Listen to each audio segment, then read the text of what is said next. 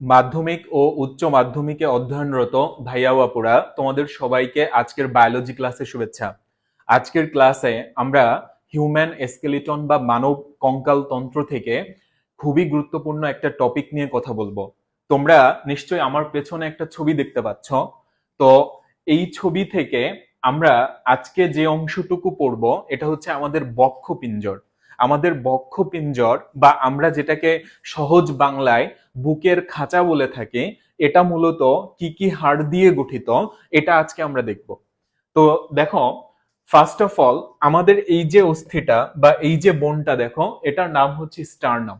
তাহলে বক্ষপিঞ্জরের আমরা ফার্স্টে যে হাড়টার নাম জানলাম সেটা হচ্ছে স্টার্নাম। তোমরা এটা মনে রাখবা যে আমাদের বক্ষপিঞ্জরে টোটাল হাড় আছে হচ্ছে 25টা, যার মধ্যে একটা হচ্ছে স্টার্নাম এবং বাকি 24টা বা 12 জোড়া হাড় এদেরকে আমরা বলে থাকি রিবস বা হচ্ছে পরশুকা। ঠিক আছে, আমরা রিবস বলবো বা বাংলা ভাষায় বলবো এটাকে হচ্ছে পরশুকা। আচ্ছা, তাইলে দেখো এই যে এটা হচ্ছে আমাদের স্টারনাম। এরপরে দেখো এই যে হাড়টা, এটাকে আমরা কি বলবো তাইলে? এটা হচ্ছে আমাদের ফার্স্ট রিব এবং এটা কোন দিকের? এটা হচ্ছে লেফট সাইডের। ঠিক আছে, এটা হচ্ছে লেফট সাইডের ফার্স্ট রিব এবং এটা হচ্ছে রাইট সাইডের ফার্স্ট রিব। এরপরে দেখো আমরা যদি চলে আসি, এটা হচ্ছে সেকেন্ড রিব, এটা থার্ড রিব, এটা হচ্ছে ফোর্থ রিব, এটা ফিফথ রিব, এটা হচ্ছে সিক্সথ রিব। এরপরে চলে আসো, এটা হচ্ছে সেভেন্থ রিব।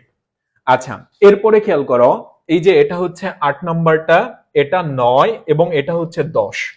তো এখানে একটা বিষয় দেখবা যে বইতে লেখা আছে যে অষ্টম, নবম এবং দশম পরশুকা এরা মিলিত হয়ে কোস্টাল আর্চ গঠন করে। তাহলে এই শব্দটা মনে রাখতে হবে, কোস্টাল আর্চ।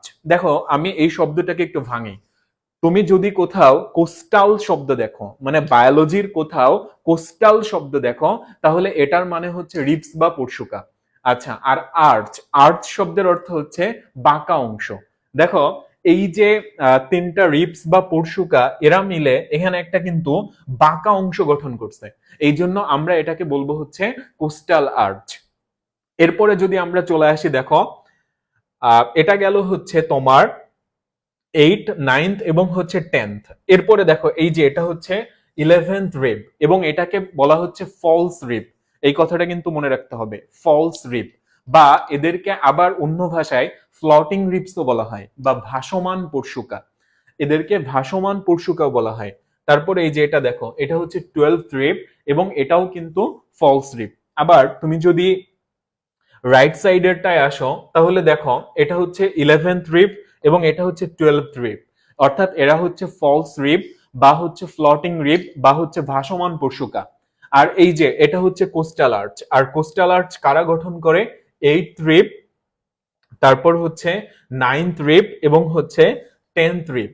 তাহলে দেখো এই যে 8, 9 এবং 10 এদেরকেও কিন্তু আমরা ফলস রিব বলবো। এই যে খেয়াল করো, এটা হচ্ছে 8, এটা হচ্ছে 9 এবং এটা হচ্ছে 10, এটা 11 এবং এটা হচ্ছে 12।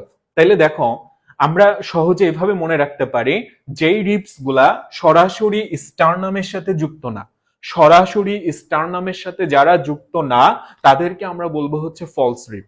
তাহলে এই হিসাবে আমরা কিন্তু দেখো যে পরশুকাকে মোটামুটি দুইটা ভাগে ভাগ করতে পারি, একটা হচ্ছে ট্রু রিবস আর একটা হচ্ছে ফলস রিবস। ট্রু রিবস কোনগুলা? 1 থেকে 7 পর্যন্ত। এই যে দেখো 1, 2, 3, 4, 5, 6, 7। এই যে দেখো 7 পর্যন্ত এরা কিন্তু স্টারনামের সাথে যুক্ত আছে। কিন্তু 8, 9, 10, 11, 12 এরা কিন্তু সরাসরি স্টারনামের সাথে যুক্ত না, এই জন্য আমরা এদেরকে বলবো হচ্ছে ফলস রিবস। আর এদের মধ্যে 11th এবং 12th যেটা, এদেরকে আমরা বলবো হচ্ছে ফ্লটিং রিবস বা হচ্ছে ভাসমান পরশুকা। তো ভাইয়া ও আপুরা, তোমরা নিশ্চয়ই ভিডিও থেকে খুব চমৎকার ভাবে বুঝতে পারলা যে আমাদের বক্ষপিঞ্জরটা বা আমরা যেটাকে আসলে বুকের খাঁচা বলে থাকি, এটা আসলে কি কি হাড় দিয়ে তৈরি এবং কতগুলা হাড় দিয়ে তৈরি।